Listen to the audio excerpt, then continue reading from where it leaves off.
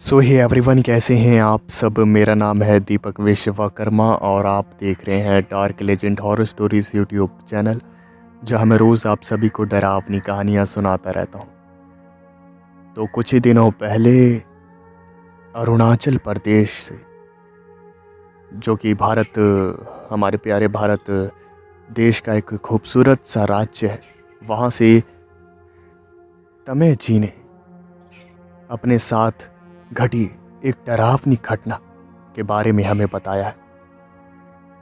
और उसी घटना के बारे में आज मैं आपको इस वीडियो में बताने वाला हूँ। तो मैं उम्मीद करता हूँ आपको वीडियो पसंद आएगी, और अगर आपको वीडियो पसंद आए तो वीडियो को लाइक और चैनल को सब्सक्राइब करना ना भूलें, और साथ ही साथ लास्ट में कमेंट ज़रूर से करें। तो चलिए शुरू करते हैं बिना किसी देरी के। अरुणाचल प्रदेश भारत का एक खूबसूरत राज्य। वहाँ के एक गांव का नाम है कासिंगसा विलेज। बात उस वक्त की है जब तमे जी सिर्फ 13 साल की थी। उनके गांव में काफ़ी कम घर हैं, और उनका जो घर है तमे जी का, वो गवर्नमेंट के द्वारा जो घर बनाए जाते हैं उन घरों के पास में है। वो जितने भी घर थे जो कि गवर्नमेंट द्वारा बनाए गए थे, वो बहुत ही साल पुराने थे। वो जो गवर्नमेंट द्वारा बनाए गए घर थे, उनमें सिर्फ 2 कमरे थे, जिसमें से एक कमरे में तमे जी रहती थी और दूसरे कमरे में उनके बड़े भाई। तमे जी सिर्फ 13 साल की थी, और उनके जो एग्ज़ाम थे वो आने वाले थे, जिसकी वजह से तमे जी को अपनी पढ़ाई पर पूरा ध्यान देना था ताकि उनके नंबर अच्छे आए। इसलिए वो देर रात तक पढ़ाई करती रहती थी। ऐसी ही एक रात जब तमे जी पढ़ाई कर रही थी, तभी उनके जो बड़े भाई थे उन्होंने तमे जी से कहा, अरे ज़रा सुनो, मैं बाहर जा रहा हूँ, मुझे कुछ काम है, मैं आता हूँ, ठीक है। जिसके जवाब में तमे जी ने कहा, हाँ भैया आप जाइए। और उनके जो बड़े भाई थे वो शाम के वक्त चले गए। पढ़ाई करते करते काफ़ी रात हो गई, और तमे जी ने सोचा था जब तक उनके बड़े भाई घर पे वापस नहीं आ जाते तब तक वो जाग कर पढ़ाई करेंगी। काफ़ी वक्त हो गया, रात काफ़ी ज़्यादा हो गई, लेकिन तमे जी के जो बड़े भाई थे वो वापस नहीं आए। अपने बड़े भाई के इंतज़ार में तमे जी पढ़ाई करती रहीं और अपने बड़े भाई का इंतज़ार करती रहीं। लेकिन जब बहुत ही ज़्यादा वक्त हो गया, तब पढ़ाई करते करते वो सो गई। उनकी जो आंखें थीं वो लग गई। पढ़ाई करते करते जब वो सो गई, तब उनकी आंखें रात के तकरीबन 2 बजे खुली। आंख लगने की वजह से उन्होंने जो दरवाज़ा था उसे भी बंद नहीं किया था, और जब तमे जी की आंखें खुली और उन्होंने बाहर देखा तो बाहर उन्हें अंधेरे के अलावा कुछ नज़र नहीं आ रहा था। तमे जी को लगा कि शायद उनके बड़े भाई वापस आ गए होंगे, लेकिन जब उन्होंने अपने बड़े भाई को आवाज़ लगाई तो वो अभी भी वापस नहीं आए थे। उस अंधेरे को देखकर वो काफ़ी ज़्यादा डर गई थी, और उन्हें कुछ समझ नहीं आ रहा था कि आखिर क्या किया जाए। वो अंधेरा बार बार तमे जी को डरा रहा था। तमे जी ने सोचा कि चलो अपना जो खुद का घर है वहाँ पर चला जाए, इस गवर्नमेंट द्वारा बनाए गए घर में वो नहीं रहेंगी। वो वहाँ से जा ही रही थी, लेकिन बाहर का जो अंधेरा था उसे देखकर उनकी जो हिम्मत थी वो जवाब देने लगी। वो उस अंधेरे से काफ़ी ज़्यादा डर रही थी, इसलिए उन्होंने सोचा कि चलो अब दरवाज़ा बंद कर लेते हैं। दरवाज़ा वो बंद कर ही रही थी, तभी अचानक से बाहर का जो मौसम था वो बिगड़ने लगा। आसमान में बिजली कड़कने लगी और काफ़ी तेज़ बारिश होने लगी। वो डरावनी अंधेरी रात, ऊपर से ख़राब मौसम, तमे जी को बहुत ही ज़्यादा डरा रहे थे। उनकी उम्र सिर्फ 13 साल थी, और 13 साल की उम्र में इतना भयानक नज़ारा देखकर किसी की भी रूह कांप जाएगी। और तभी अचानक से बिजली ज़ोर से कड़की और घर की जो लाइट थी वो चली गई और पूरे कमरे में अंधेरा हो गया। तमेजी बहुत ही ज़्यादा डर गई और वो अपने कमरे से बाहर निकलने की कोशिश करने लगी, लेकिन तभी वो काफ़ी ज़्यादा घबरा गई थी और उन्होंने कमरे से बाहर निकलने की कोशिश करी, लेकिन तभी अचानक से उनका हाथ एक आदमी ने पकड़ लिया। और जब तमेजी ने पीछे मुड़कर देखा तो वो काफ़ी ज़्यादा सहम गई, क्योंकि उनका हाथ एक आदमी ने पकड़ा हुआ था जो कि बुरी तरह से जला हुआ था। उस आदमी ने कहा, कहाँ जा रही हो? तमेजी ने अपने हाथ को छुड़ाने की बहुत ही ज़्यादा कोशिश करी, लेकिन उनकी हर कोशिश नाकामयाब हो रही थी। तभी वो जो कोई भी शक्ति थी वो उन्हें अपने साथ खींचकर कमरे में ले जाने लगी। तमेजी चिल्लाती रही और चीखती रही, लेकिन उनकी मदद करने के लिए वहाँ पर कोई भी नहीं था। उन्होंने सच्चे मन से ऊपर वाले को याद करना शुरू कर दिया, क्योंकि उन्हें पता था कि अगर उन्हें कोई बचा सकता है तो वो सिर्फ ऊपर वाला ही है। वो बार बार प्रार्थना कर रही थी कि ऊपर वाला उन्हें बचा ले, और वो बुरी शक्ति उन्हें कमरे में ले जाने लगी। कमरे में अचानक से एक डरावनी सी हंसी गूंजने लगी, और वो हंसी बहुत ही ज्यादा भयानक थी, जिसे सुनकर कोई 13 साल का बच्चा तो क्या, कोई बड़ा भी घबरा जाए।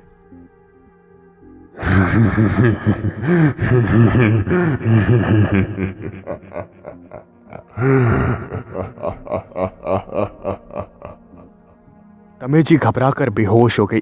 वो प्रेयर करती रही, और जब उनकी आंखें खुली तो उन्होंने देखा कि वो कमरे के एक कोने में है। उनका जो शरीर था वो पूरा पसीने से तरबतर हो गया था, और वो काफ़ी ज़्यादा सहमी हुई थी। पूरे कमरे में अंधेरा था, और वो अंधेरा तमेजी को बार बार डरा रहा था। सहम सहम कर बार बार तमेजी ऊपर वाले से प्रार्थना कर रही थी, और उन्होंने ऐसे ही पूरी रात काट दी। तकरीबन सुबह के 5 साढ़े 5 बजे जैसे ही सूरज की पहली किरण वहां पर पड़ी, वैसे ही तमेजी रोते हुए वहां से बाहर निकल गई और उनका जो खुद का घर था वहां चली गई। उन्होंने ये सारी बातें अपने पिताजी को बताई, और फिर उनके पिताजी ने कहा, ये सब तुम्हारी गलती है, तुम पागल हो क्या? क्या इतनी लापरवाही कोई कर सकता है? अगर तुम्हारा बड़ा भाई कहीं बाहर चला गया है तो तुम्हें घर का दरवाज़ा बंद कर लेना चाहिए। अगर ऐसे घर का दरवाज़ा खोल कर रखोगी तो बुरी शक्तियाँ तो आएंगी ही। और जिस हिसाब से तुम बता रही हो कि उस आदमी का शरीर जला हुआ था, तो मुझे आज भी याद है, काफ़ी वक्त पहले उस गवर्नमेंट द्वारा बनाए घर में एक आदमी रहा करता था, लेकिन करंट लगने की वजह से उसकी काफ़ी बुरी मौत हो गई थी। कई लोगों ने उसे देखने का दावा किया था, लेकिन मुझे ये सारी बातें झूठी लग रही थी। लेकिन आज तुमने ये सब बताया तो मुझे भी यकीन हो गया कि आज भी उस आदमी की आत्मा भटक रही है। लेकिन आगे से ध्यान रखना, ऐसी कोई भी लापरवाही नहीं होनी चाहिए, समझी तुम? इस घटना को काफ़ी साल बीत गए हैं, लेकिन आज भी उस रात को याद करके तमेजी डर जाती हैं। ये घटना थी अरुणाचल प्रदेश की, जो कि तमेजी ने हमें बताई। तो चलिए बढ़ते हैं अब डरावनी कहानियों की तरफ।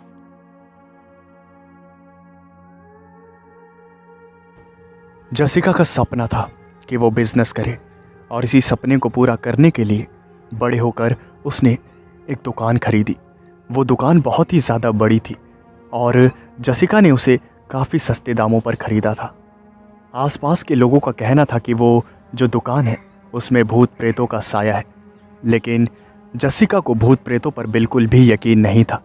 उसे ये सारी बातें बकवास लगती थी, इसलिए इन बातों को नज़रअंदाज करके उसने दुकान को खरीद लिया और उसे चलाने लग गई। उसने कई सारे लोगों को अपने शॉप में काम करने के लिए रख लिया, और दुकान उसकी चलने लगी। ज़्यादा लोगों को उस दुकान के बारे में कुछ पता नहीं था, सबको वो नॉर्मल दुकान ही लगती थी। उसकी हकीकत के बारे में सिर्फ आसपास के पड़ोसियों को ही पता था, जिसकी वजह से वहाँ आसपास का कोई भी कस्टमर नहीं जाता था। बाकी दूर दूर से आने वाले कस्टमर जसिका की दुकान में आते थे और खरीदारी करते थे। ऐसे ही कई हफ्ते बीत गए, सब कुछ सही चल रहा था। तभी एक शाम जसिका काउंटर पर बैठी हुई थी और अपना फ़ोन यूज़ कर रही थी। तभी अचानक से उसे कुछ सामान गिरने की आवाज़ आई। उस वक्त वहाँ कोई स्टाफ का बंदा नहीं था, इसलिए उसने खुद ही जाकर वहाँ चेक करने का फ़ैसला किया। जब वो उधर गई तो उसने देखा कि एक बॉटल वहाँ गिरी हुई थी और फिर जसिका को लगा कि शायद गिर गई होगी। उसने इस बात को सीरियसली नहीं लिया और उस बॉटल को उठाकर वापस उसकी सही जगह पर रख दिया और काउंटर पर वापस आ गई। वो काउंटर पर जैसे ही वापस आई तभी अचानक से उसे फिर से एक बॉटल गिरने की आवाज़ आई और जसिका ने फिर से वहाँ जाने का फ़ैसला किया। लेकिन उससे पहले ही उसने अपने कदम जो थे वो रोक लिए। वो फिर से काउंटर पर आई और उसने सीसीटीवी कैमरा चेक करने का फ़ैसला किया और उसके बाद जो उसने देखा वो देखकर उसे अपनी आंखों पर यकीन नहीं हुआ। उसने सीसीटीवी कैमरा में देखा कि वहाँ पर कोई भी नहीं था, लेकिन फिर भी बॉटल अपने आप गिर जा रही थी। ये देखकर उसे काफ़ी अजीब लगा और जब वो उस जगह गई तो उसने बॉटल को गिरा हुआ देखा। उसने बॉटल को उठाया और फिर से अपनी सही जगह पर उसे रखकर वहाँ से आ गई। उसके दिमाग में कई सारे सवाल उठने लगे। उसने जो देखा था उसे देखकर उसे यकीन नहीं हो रहा था कि आखिर ऐसा भी कुछ हो सकता है। तभी अचानक से उसे अपनी शॉप में किसी छोटे बच्चे की हंसने की आवाज़ आई और जब जसिका ने ये आवाज़ सुनी तब उसे लगा कि शायद उसे कोई वहम हुआ है। लेकिन थोड़ी ही देर बाद वो आवाज़ फिर से आने लगी। जसिका को लगा कि शायद किसी कस्टमर का कोई छोटा बच्चा यहाँ शॉप में ही रह गया है और उसने फिर से पूरी शॉप को चेक किया और आवाज़ लगाई, कोई है बेटा, कोई है क्या? कोई है यहाँ पे? क्या तुम खो गए हो? मैं तुम्हें कुछ भी नहीं कहूँगी, बाहर आओ, मैं तुम्हें तुम्हारी मम्मी के पास ले जाऊँगी। और जैसे ही जसिका ने ये बात कही तभी अचानक से एक बॉटल जो कि कांच की थी वो सीधा जसिका के ऊपर किसी ने फेंकी और जसिका तुरंत वहाँ से साइड हट गई और वो कांच की बोतल सीधा दीवार पर टकराई और उसके टुकड़े टुकड़े हो गए। ये देखने के बाद जसिका बहुत ही ज़्यादा डर गई थी और वो तुरंत अपनी शॉप से बाहर निकली। उसने तुरंत पुलिस को कॉल मिलाया और थोड़ी ही देर में वहाँ पुलिस आ गई। जब उसने पुलिस को ये सारी बातें बताई तब पुलिस वाले ने कहा, मैम, क्या हम आपको बेवकूफ़ नज़र आते हैं? आपके कहने का मतलब है कि कांच की बोतल अपने आप आपके ऊपर आकर मतलब हमला करने लगी? हाँ, अपना दिमाग का इलाज करवाइए। और फिर जसिका ने कहा, इंस्पेक्टर, मैं झूठ क्यों बोलूँगी? अगर आपको मुझ पर यकीन नहीं है तो सीसीटीवी कैमरा चेक कर लीजिए। और जब इंस्पेक्टर ने ये बात सुनी तब इंस्पेक्टर ने कहा, हाँ हाँ ठीक है, वो तो हम चेक कर ही लेंगे। और फिर जब इंस्पेक्टर ने सीसीटीवी कैमरा चेक किया तब जसिका की जो आंखें थी वो फटी की फटी रह गई। उसने देखा कि सीसीटीवी कैमरा में वो खुद ही उस कांच की बोतल को उठाकर दीवार पर दे मारती है और कांच की बोतल टूट के चकनाचूर हो जाती है। और ये देखकर पुलिस वाले ने जसिका को घूरना स्टार्ट कर दिया और कहा, तो आपका कुछ कहना है इस बारे में? जसिका के पास शब्द नहीं थे कि आखिर वो बोले तो क्या बोले। उसका मुंह जो था वो बंद हो चुका था। उसे अपनी आंखों पर यकीन नहीं हो रहा था और उसे कुछ समझ भी नहीं आ रहा था। जो कुछ भी हुआ था वो उसके सामने ही हुआ था, लेकिन सीसीटीवी कैमरा में तो कुछ और ही नज़र आ रहा है। देखिए, हमारा टाइम वेस्ट करने के लिए हम आपको जेल में डाल सकते हैं, लेकिन इस बार हम आपको छोड़ रहे हैं। आगे से ऐसी बकवास हरकत अगर आपने की तो फिर मैं कोई भी रहम नहीं दिखाऊंगा और आपको सीधा जेल में डाल दूंगा, समझिए आप? पुलिस वाला गुस्सा करके वहाँ से चला गया और जसिका का जो मुंह था वो खुला का खुला रह गया। उसने शॉप को बंद कर दिया और शॉप को बंद करने के बाद वो अपने घर जा ही रही थी। तभी अचानक से रास्ते में उसे एक बूढ़ा आदमी मिला और फिर उस बूढ़े आदमी ने जसिका को देखकर जसिका से कहा क्या आपने ही उस दुकान को खरीदा है? और फिर जसिका ने कहा, जी ये पीछे जो मेरी दुकान है वही है। जिसके जवाब में उस बूढ़े आदमी ने कहा, क्या आपको पता नहीं है कि इस दुकान में भूत प्रेतों का साया है? फिर भी आपने इस दुकान को खरीद लिया। और फिर जसिका ने कहा, भूत प्रेत कुछ भी नहीं होता है, समझे आप, ये सब सिर्फ एक अंधविश्वास होता है। और फिर उस बूढ़े आदमी ने हंसते हुए कहा, इतना सब कुछ हो गया फिर भी आप ऐसा कह रही हैं, काफ़ी अजीब बात है। अगर मैं आपको यकीन दिला दूं कि भूत प्रेत होते हैं तो क्या आप ये दुकान छोड़कर चली जाएंगी? और फिर जसिका ने कहा, तो अब मैं समझी कि आप कोई ढोंगी हैं जो कि लोगों से पैसे लूटते हैं भूत प्रेतों के नाम पर। जी नहीं, मेरे पास फालतू टाइम नहीं है कि मैं आपके ऊपर टाइम वेस्ट करूं। अब मैं यहाँ से जा रही हूँ। जसिका वहाँ से जाने लगी और तभी उस बूढ़े आदमी ने कहा, हाँ, देखने में तो आप समझदार लगती हैं लेकिन शायद हैं नहीं। जल्दी से जल्द उस दुकान को खाली कर दीजिए वरना अंजाम बहुत ही ज़्यादा बुरा होगा। आज तो सिर्फ कांच की बोतल से हमला हुआ है, आगे हालात और भी ज़्यादा बदतर हो जाएंगे तो आपसे संभलेंगे नहीं। समय रहते ही यहाँ से चले जाइए, इस दुकान को बंद कर दीजिए। और फिर जसिका ने गुस्से में कहा, और आप ये कहने वाले होते कौन हैं? ये मेरी दुकान है, मैंने इसे ख़रीदा है, मैं इसे बंद रखूँ या फिर चालू रखूँ, आपका क्या जाता है? आप अपना काम करिए, मुझे ज्ञान देने की ज़रूरत नहीं है, जो भी होगा मैं देख लूँगी। आप जैसे लोगों की बातों में नहीं आने वाली मैं, समझे आप?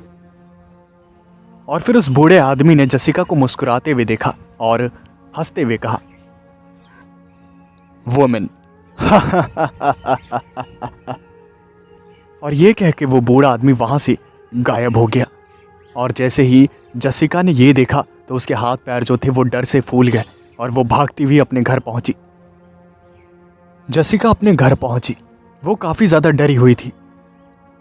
अब उसे कहीं ना कहीं लगने लगा था कि कहीं वो भूत प्रेत वाली बातें सच तो नहीं। उसने अपना बहुत सारा पैसा उस दुकान में लगा लिया था जिसकी वजह से वो उस दुकान को बंद करने का सोच भी नहीं सकती थी, वरना उसकी जो फाइनेंशियल कंडीशन थी वो बहुत ही ज़्यादा ख़राब हो जाती। उसने जैसे तैसे अपने आप को हिम्मत दी और फिर सुबह फिर से शॉप को खोलकर रोज़ की तरह काम करने लगी। उसके जो स्टाफ के मेंबर्स थे वो सब आ गए, वो सब अपना अपना काम कर रहे थे। नॉर्मल दिन बीत रहा था और फिर काम करते करते तकरीबन शाम हो गई और शाम के तकरीबन 7 बज गए। तभी अचानक से वो जो शॉप थी उसके बेसमेंट से एक वर्कर के चिल्लाने की आवाज़ आई और उस आवाज़ को सुनकर बाकी लोग बहुत ही ज़्यादा डर गए। सब लोग और जसिका बेसमेंट में गए तो उन्होंने देखा कि वहाँ पर एक वर्कर बेहोशी की हालत में पड़ा हुआ था। तुरंत एम्बुलेंस बुलाई गई और उस वर्कर को हॉस्पिटल पहुँचाया गया। जसिका उस वर्कर से मिलने के लिए पहुँची और जब वो वर्कर होश में आया तो उसने जो बताया उसे सुनकर जसिका के होश उड़ गए। उस वर्कर ने बताया, मैम मैं वहाँ बेसमेंट में सफाई कर रहा था, सफाई करते करते अचानक से मुझे वहाँ एक बच्चे के हंसने की आवाज़ें आने लगी और मैंने देखा कि वहाँ बेसमेंट के कोने में एक बच्चा बैठकर रो रहा है। और जब मैं उसे पूछने लगा कि कौन हो तुम, कि यहाँ क्या कर रहे हो, तो अचानक से उसने मुझे मुड़कर देखा तो मैंने देखा उसका चेहरा पूरा नीला पड़ा हुआ था और उसकी आंखें काली थी और उसने मुझे देखकर चिल्लाया और उसका चिल्लाना इतना ज़्यादा डरावना था कि मैं वहीं बेहोश हो गया। उसके बाद मुझे कुछ भी याद नहीं। जब जसिका ने ये बात सुनी तब उसे याद आया कि उस रात उसने भी एक बच्चे की हंसने की आवाज़ सुनी थी। कुछ दिनों तक वो वर्कर नहीं आया और थोड़े दिनों बाद वो वर्कर शॉप में आया और उसने कहा, मैम मैं यहाँ काम नहीं कर सकता, रोज़ रात को मुझे उसी दिन का सपना आता है, वही बच्चा। आप मेरा हिसाब कर दीजिए, मैं यहाँ काम नहीं करूँगा, मुझे माफ़ कर दीजिए। जसिका ने उस वर्कर को मनाने की बहुत कोशिश करी, लेकिन वो वर्कर बहुत ही ज़्यादा डरा हुआ था और आखिर में थक हार कर जसिका ने उस वर्कर का हिसाब कर दिया और वो काम छोड़कर चला गया। जसिका बहुत ही ज़्यादा परेशान हो गई, क्योंकि अगर ऐसे ही चलता रहा तो कोई भी उसकी दुकान में काम नहीं करेगा।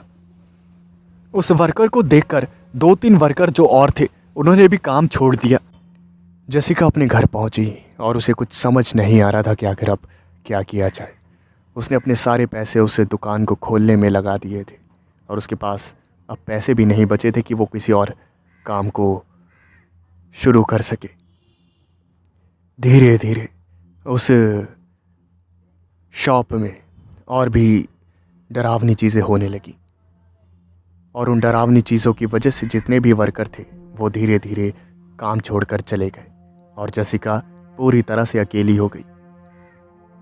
जसिका ने हिम्मत नहीं हारी और वो अकेले ही काम करने लगी। पूरी शॉप को संभालना काफ़ी मुश्किल होता है, लेकिन वो हिम्मत करके पूरी शॉप को जैसे तैसे अकेले चला रही थी। एक रात तकरीबन 10 बजे जब वो काउंटर पर थी, तभी अचानक से बेसमेंट से सामान गिरने की आवाज़ें आने लगी और जसिका को कुछ समझ नहीं आया कि आखिर बेसमेंट में हो क्या रहा है। जसिका ने तुरंत जो बेसमेंट का सीसीटीवी था उसे ऑन किया और उसने देखा कि सीसीटीवी जो था उस बेसमेंट का वो ख़राब हो चुका था। जसिका को कुछ भी समझ नहीं आया और फिर जसिका ने सोचा कि चलो चलकर देखा जाए आखिर बात क्या है, ऐसे घबराने से काम तो नहीं चलने वाला। काफ़ी हिम्मत करने के बाद जसिका सीढ़ियाँ उतरकर बेसमेंट में पहुंची तो उसने देखा कि सारी चीज़ें जो थी वो अपनी अपनी जगह पर थी। तो आखिर आवाज़ कैसे आ रही थी, ये बात जसिका को समझ नहीं आई और उसने बेसमेंट को अच्छी तरह से देखा। तभी अचानक से जसिका को एक कोने में एक लड़का जिसकी उम्र ज़्यादा नहीं थी, तकरीबन 10 साल होगी, वो खड़ा था और जसिका ने उस बच्चे से कहा, कौन हो तुम और यहाँ क्या कर रहे हो?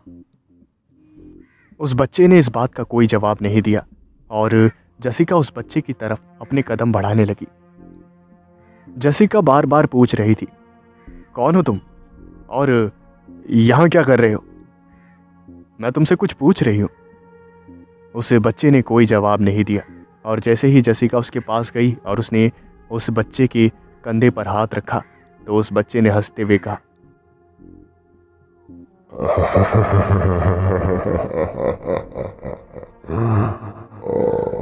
चली जाओ। और जब ये बात जसिका ने सुनी तो वो चीख पड़ी और तभी बेसमेंट का जितना भी सामान था वो सब अपने आप इधर से उधर गिरने लगा। जसिका जैसे तैसे अपनी जान बचाकर वहां से बाहर निकली। कई दिनों तक उसने शॉप ओपन नहीं करी। जब उसकी तबीयत ठीक हुई तब उसने फैसला कर लिया कि वो शाम के बाद दुकान को ओपन नहीं करेगी। वो सुबह जल्दी आती और शॉप को खोलती और शाम को बंद करके चली जाती। उसका नुकसान तो काफ़ी ज़्यादा होता, लेकिन उसके पास और कोई रास्ता नहीं था। तभी एक दिन उस शॉप में एक कस्टमर आया और उसने सामान लेना शुरू किया। वो सारा सामान लेकर काउंटर पर आया और उसने जसिका को देखकर कहा, आप तो काफ़ी हिम्मत वाली हैं, मानना पड़ेगा आपको। और जब ये बात जसिका ने सुनी तो उसने कहा, मैं कुछ समझी नहीं सर, आप क्या कह रहे? और फिर उस आदमी ने कहा, जी मेरा नाम हावर्ड है और मैं इस शहर में नया हूँ। बगल में ही मैंने एक घर लिया है और यहाँ पर सामान लेने आया हूँ, लेकिन यहाँ अंदर मैंने कुछ ऐसी चीज़ें देखी हैं जो कि यहाँ पर नहीं होनी चाहिए। यहाँ पर आपके अलावा कोई स्टाफ क्यों नहीं है? और फिर जसिका को लगा कि अगर वो सच बता देगी तो शायद वो कस्टमर वापस शॉप में नहीं आएगा। इसलिए जसिका ने कहा, अरे पता नहीं, मुझे स्टाफ मिल नहीं रहा है, इसलिए अकेले काम कर रही हूँ। अगर कोई आपकी नज़र में होगा तो आप मुझे बताना। जिसके जवाब में उस हावर्ड नाम के आदमी ने कहा, क्यों झूठ कह रही हैं आप? मैं आपकी आंखों में साफ साफ देख सकता हूं कि आप झूठ कह रही हैं। असल में आपके पास वर्कर्स थे तो, लेकिन वो सब आपको छोड़कर चले गए, है ना? और फिर जसिका ने कहा, आपको ये सब किसने बताया? और फिर हावर्ड ने हंसते हुए कहा,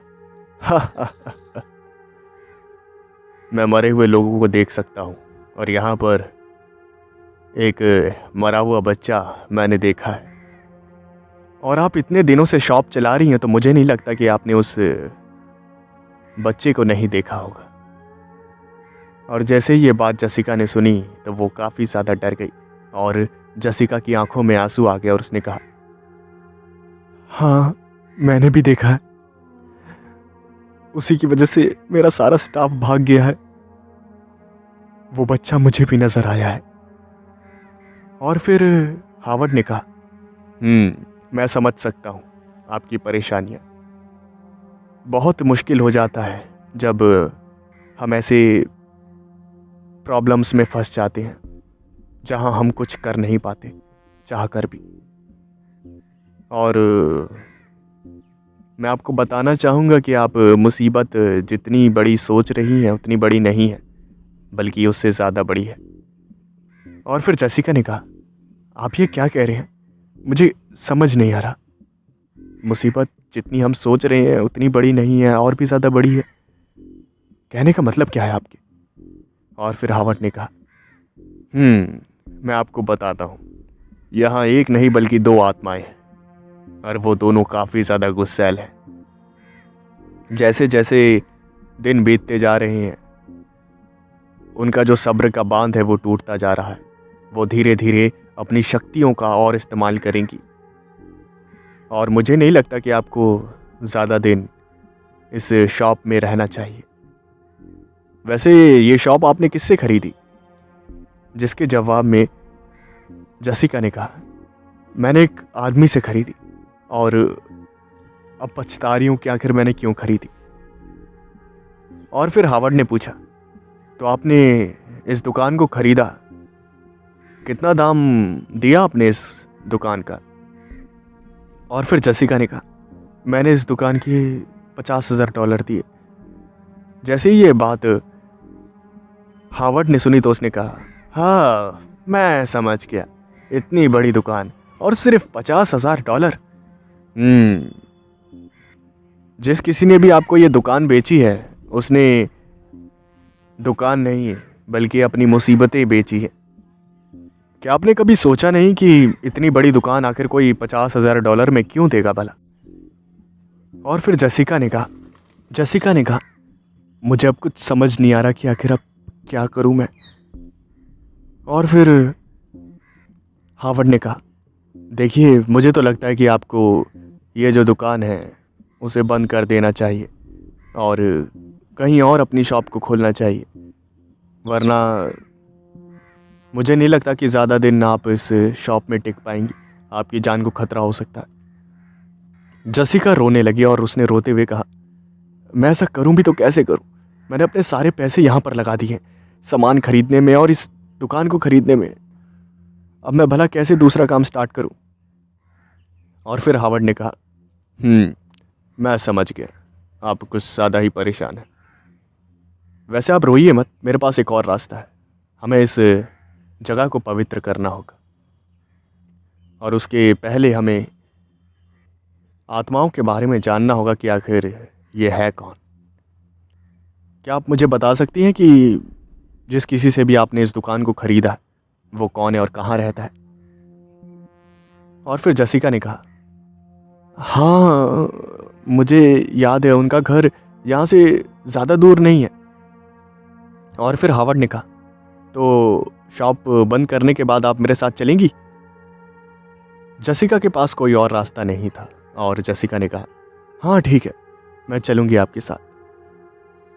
शाम के वक्त हावर्ड वापस आया और उसके बाद जसिका और वो उस आदमी के घर गए जिस आदमी से जसिका ने उस दुकान को खरीदा था। उस आदमी ने दरवाज़ा खोला और उसने जैसे ही जसिका को देखा तो उसने कहा, जसिका कैसी हैं आप? आइए, आपका दोस्त भी आपके साथ आया है? और फिर जसिका ने कहा, हाँ ये मेरे दोस्त हैं।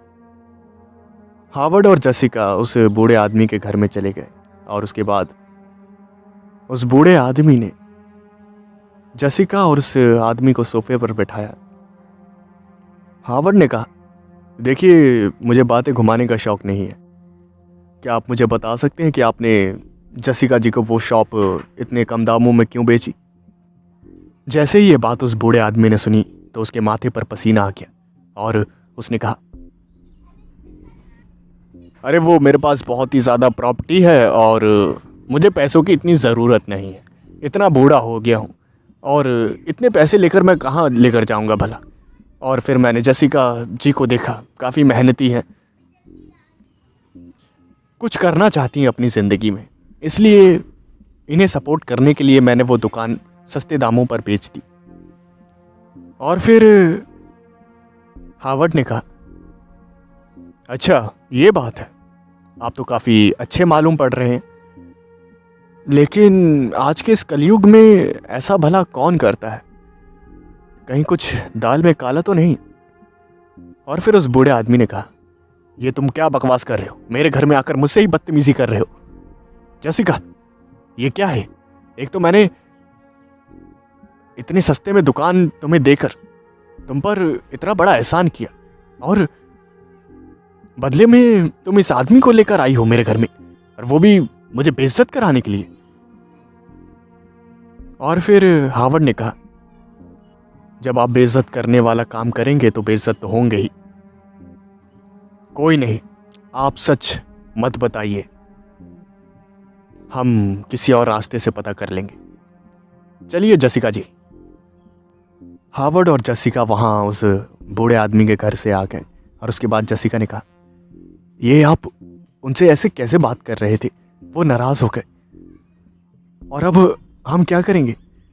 जिसके जवाब में हावर्ड ने कहा, आप घबराइए मत, मेरे पास एक रास्ता है, बस थोड़ा खतरनाक है।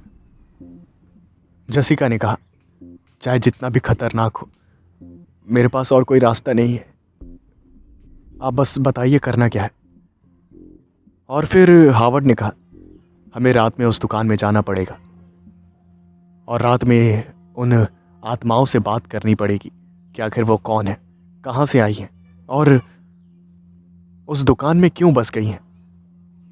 जब तक हम इन बातों के बारे में पता नहीं लगा पाएंगे तब तक वो आत्माएं वहीं पर रहेंगी। रात के तकरीबन 12 बजे जसिका और हावर्ड दोनों उस दुकान में पहुंचे। जैसे ही वो दोनों दुकान के अंदर घुसे तो वहाँ बहुत ही ज़्यादा ठंड थी। फिर जसिका ने कहा, अरे कहीं एसी ऑन तो नहीं रह गया? और उसने फिर एसी को देखा तो वो ऑफ था। तो आखिर पूरी दुकान ठंडी कैसे पड़ी हुई थी? और फिर हावर्ड ने कहा, ये एसी की ठंडक नहीं है, ये आत्माओं की ठंडक है। आत्माएं जहाँ भी होती हैं वहाँ का तापमान गिरने लगता है, समझी?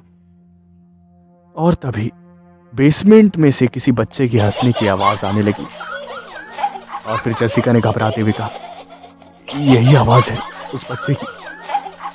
और फिर हावर्ड ने कहा, पता है मुझे, अब बस घबराना मत।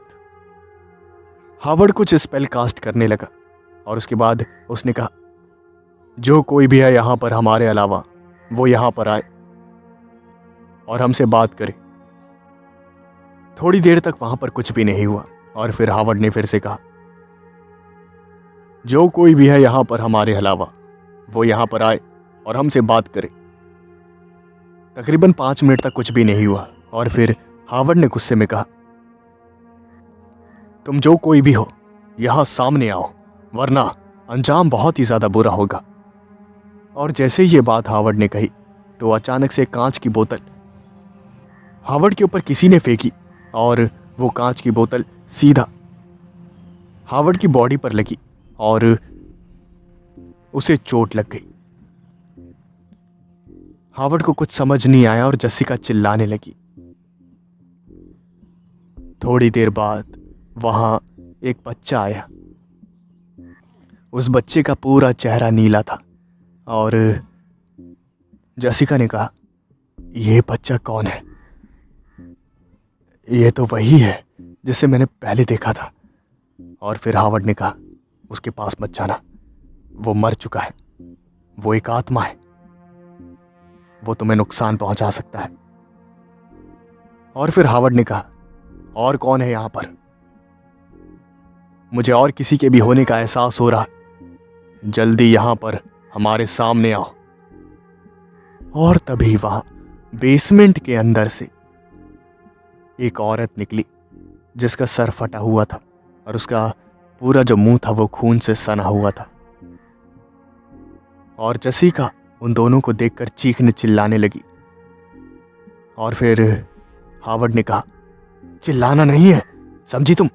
अगर तुम चिल्लाई तो ये तुम पर हावी हो जाएंगे।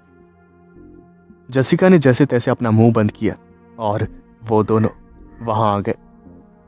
हावर्ड ने कहा, कौन हो तुम और यहां क्या कर रहे हो? तभी उस औरत ने कहा, मारा मारा मारा। तुम्हारे कहने का मतलब क्या है? और फिर उस औरत ने कहा, मुझे मारा, मेरे बेटे को मारा। और ये जब बात जसिका और हावर्ड ने सुनी तो वो दोनों हैरान हो गए। और फिर हावर्ड ने कहा, किसने मारा तुम्हें?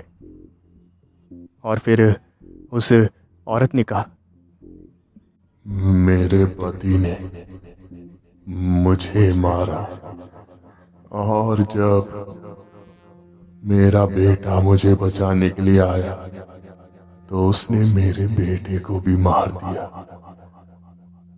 मेरे पति एक शराबी थे और शराब के नशे में वो रोज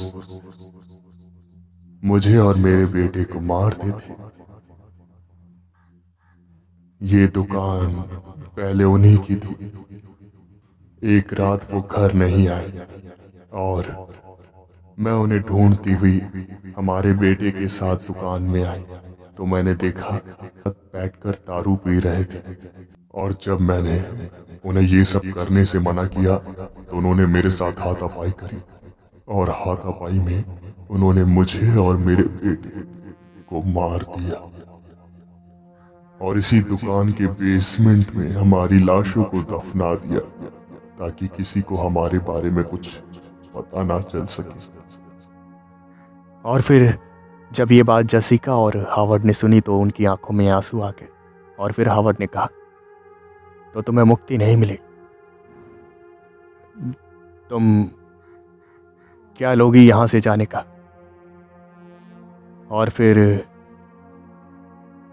उस औरत ने कहा, इंसाफ। वो औरत और उसका बेटा वहां से गायब हो गए। और जसिका और हावर्ड दोनों ही काफी ज्यादा घबराए हुए थे। सुबह सुबह उन्होंने पुलिस को बुलाया और उस दुकान की जो बेसमेंट थी वहां पर खुदाई करने पर पता चला कि वहां दो लाशें थी, एक औरत की और एक छोटे बच्चे की। दुकान का जो पहला ओनर था, यानी कि वो बूढ़ा आदमी जिससे जसिका ने दुकान खरीदी थी, उससे पूछताछ करी गई। और जब उससे सख्ती से पूछताछ करी गई तब उसने अपना जो जुर्म था उसे कबूल किया और फिर उसे उम्र कैद की सज़ा सुना दी गई। लेकिन जेल के अंदर भी उस आदमी का पीछा उस औरत ने नहीं छोड़ा। कहते हैं कि उस आदमी को बार बार वही औरत नज़र आती थी और डर की वजह से वो ना ही ठीक से सो पाता था ना ही जी पाता था। ऐसे ही जेल में तड़प तड़प कर उसकी मौत हो गई। और वो जो दुकान थी वो जसिका ने एक बार फिर से ओपन करी और उस दुकान में फिर से कोई भी दुर्घटना नहीं घटी, सब कुछ नॉर्मल हो गया। और जसिका अपनी जो दुकान थी उसे खुशी खुशी चलाने लगी।